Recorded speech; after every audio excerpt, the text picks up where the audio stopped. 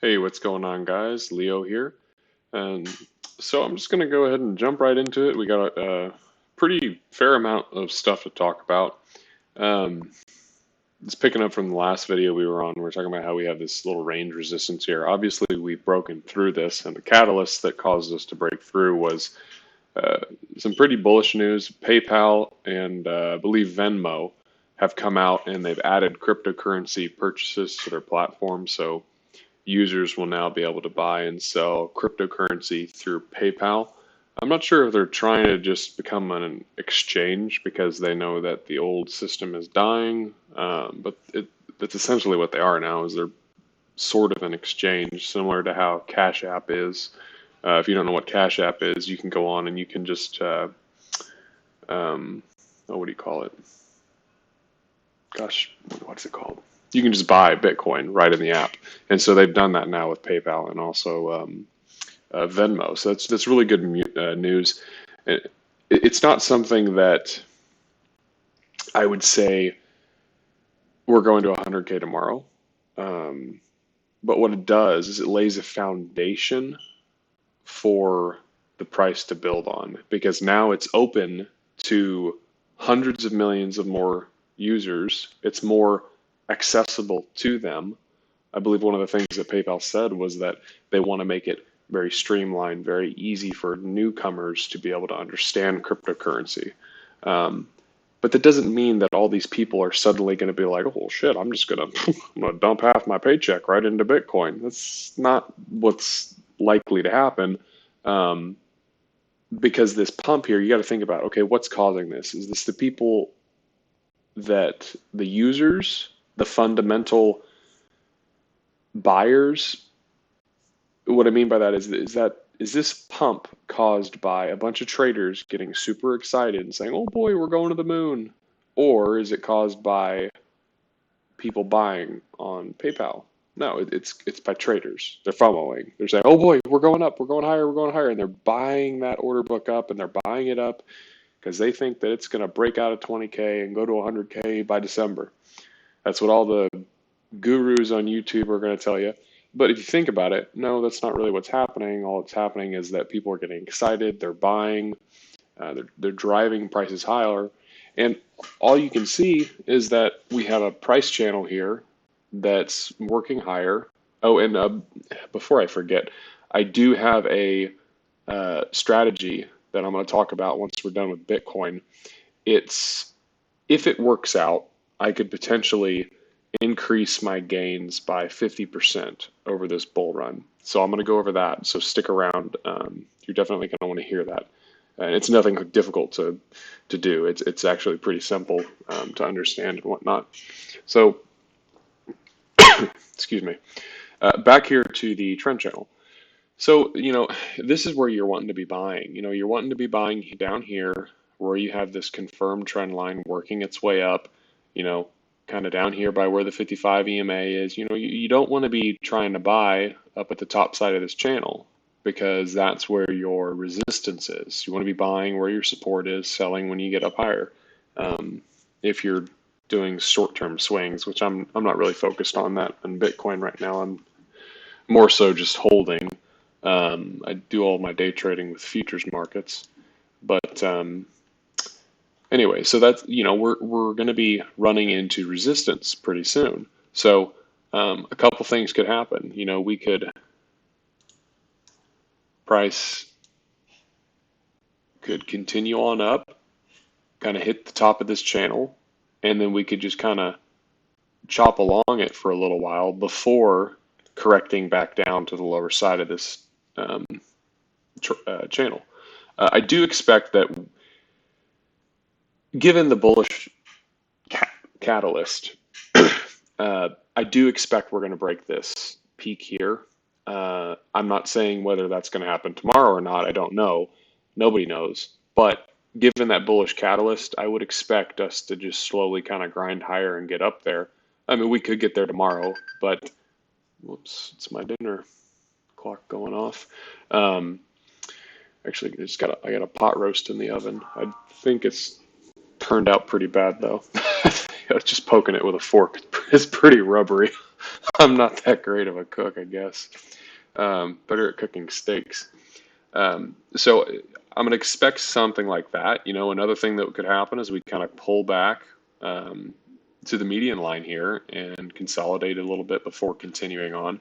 A lot of things can happen. It's really hard to predict that stuff, and especially once you've broken out already. You know, it's like, well, you know, a whole lot of stuff can happen. You know, uh, that's why taking trades when it's way up here, it's just not a good idea. You wouldn't be buying when it's in your favor when you're down here at support.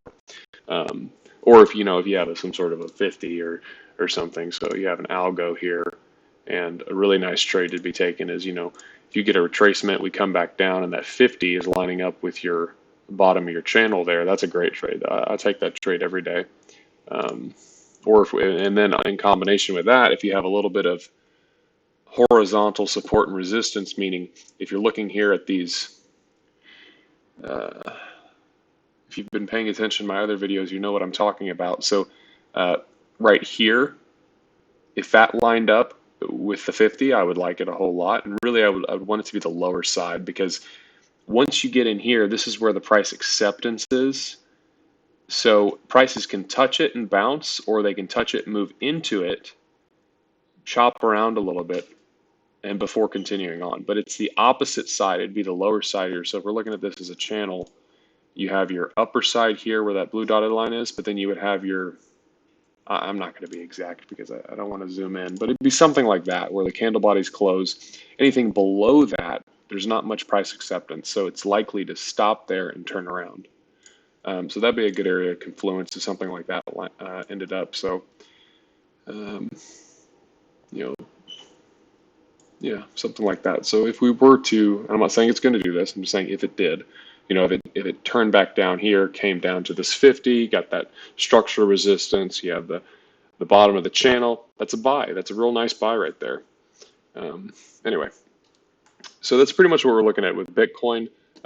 Extremely good news, because that, again, that is going to fuel the bull run. It's just laying the foundation for it. More buyers, more people getting involved doesn't necessarily mean we're going to 100K tomorrow. So now let's get to the fun stuff of how I'm going to increase my profits by 50%. So let's see, what do I need to talk about first? Let's go to the Ethereum to Bitcoin ratio. Now, this is a chart that I haven't really done much with in a long time, but I think I briefly talked about this in a video in the past, maybe a month or two. But what I believe we have here is 1, 2, 3, 4, 5, up for a 1. We've put in the 2, and now we're going up for a third. Now, in Elliott wave theory, the most likely extension for a third wave is going to be 162%. So that would put us right here for the ratio, which would mean basically 4 Ethereum equal a Bitcoin. Now, that doesn't mean necessarily, and this just kind of dawned on me, that doesn't necessarily mean that when Bitcoin hits 100K, the Ethereum to Bitcoin ratio is going to be in parallel, and that would put Bitcoin at what, 26,000, or excuse me, Ethereum at $26,000, right? Because if, no, Siri, I'm not talking to you. So if Bitcoin is $100,000 at the peak of the bull market, right? You have an Ethereum ratio of 2.6. That's $26,000 per Ethereum, maybe. But that's not what's probably going to happen. What's probably going to happen is one of them will peak first, and so then there will be a difference in the Ethereum to Bitcoin ratio, and I'm going to capitalize on that. This is how I'm going to do it. So if this does play out, just looking at the prior run of what happened, Ethereum to Bitcoin peaked in June of 2017, June 12th. Now, if we look at Bitcoin, June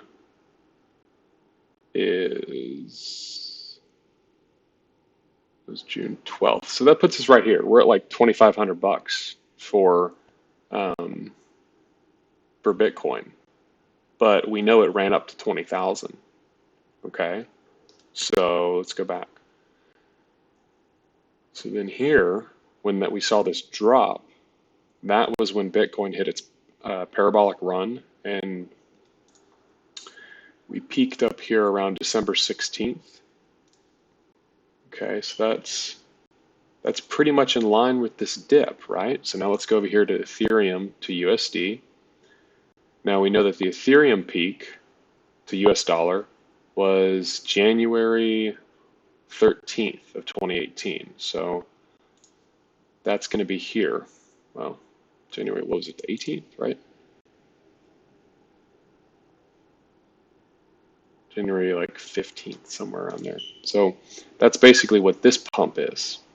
Now, if you come over to here, I believe, let me see, where'd it go? Hang on, sorry, I got to think about this. It's a little confusing. January. Okay, so given that for a third wave, your target is going to be 162%, that puts us at 0.62, right? So I would expect Ethereum to gain on Bitcoin before we hit that market top, which means at some point you're going to have 4 Ethereum equaling 1 Bitcoin, right? I mean, that's huge. I mean, that's insane. Now, just being conservative, let's say that we don't get up there. Let's say that we just peak around the 1.5 mark, right? So that means that 6.6 Ethereum would equal a Bitcoin. So if you sell out your Ethereum position into Bitcoin, once you get to here or even here, and then you hold your Bitcoin while, let's see, it was right here, right? So at this point in the previous cycle, you would have sold out your Ethereum position and been into Bitcoin, and you would have held, ignored the dip. You know, if it dips, don't freak out, because all you can do just, if it, even if it did start crashing, just hold, just hold. I know it's easier said than done, but just do it. And 5 years down the road, you'd be fine. You know, these people that got caught up here, if they just hold, they'd be fine. But if they sell, they're kind of screwing themselves. So 2,500, and then you would hold, right? You hold that whole way up until you get to that peak. And I've talked about in previous videos how you can kind of gauge where the peak's going to be and trail your stop loss and whatnot. But that would, let me see, on my holdings, that would be, so I'd have an extra 50% if we only get to here, right? To reach our previous all-time high of the Ethereum to Bitcoin ratio. But if we get up to here and we reach a quarter, so that would be for,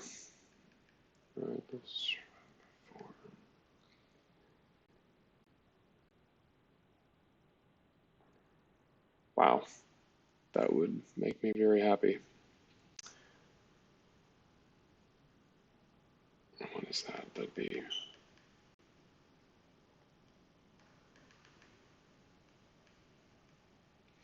so if the ratio gets to here, I would increase.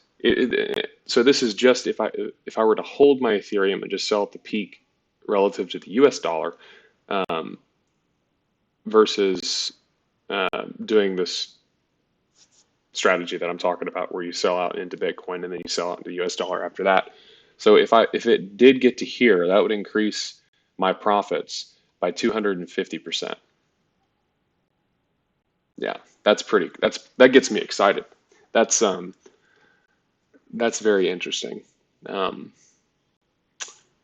but I just kind of realized this today, and I wanted to share it with y'all. I hope that I know I kind of chopped around there a bit in my explanation, but hopefully y'all were able to follow me through that. So essentially what you would be doing is you would, if you're holding Ethereum, you would be looking for Ethereum to Bitcoin to peak at either here or here, if you want to be really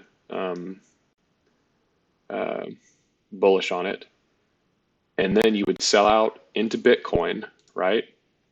Where you would hold for the remainder of the bull run. And I mean, let's just say you have just a set target, right? At let's say 100K, right? You just sell out. Who cares if it goes to 150? It hits 100K, you're done. You're out. You're good. You're going to wait for the next bear market and just buy lower at like 10K or something. I mean, you would make a whole lot more money. Now, there's no guarantee that this plays out again, but it's something to watch for. If you see this opportunity present itself, it might be, even if it's a little bit of your position. I know I'm certainly going to be doing it. It's just a great, I don't know if you'd call it arbitrage, but it's a great trade to do that.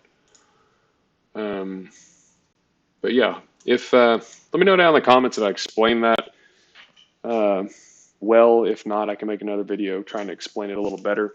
I just kind of had this epiphany here the last hour and a half or so. I was like, oh, this is really interesting. I think I should make a video on that. I think they'd like that. But yeah, anyway, friends, please like, share, and subscribe. Sharing really helps, but really, that subscription really helps me out to stay motivated, keep making these videos for y'all. It's just really kind of a hobby that I'm trying to do. I have too much free time on my hands. I don't really know what to do with it. I'm going to be doing some traveling here over the holidays, so pretty much from Thanksgiving to pretty much all of December, I'm going to be gone. I'm just going to be traveling, going to Florida, going to Colorado, and then Houston, and then to Alaska. So lots of traveling coming up for me. And it'll just be too difficult for me to do videos around that time. Hopefully I'll get started back up in December, but for the next month and a half or so, I'll still be making videos. Anyway, take care and trade smart. Bye.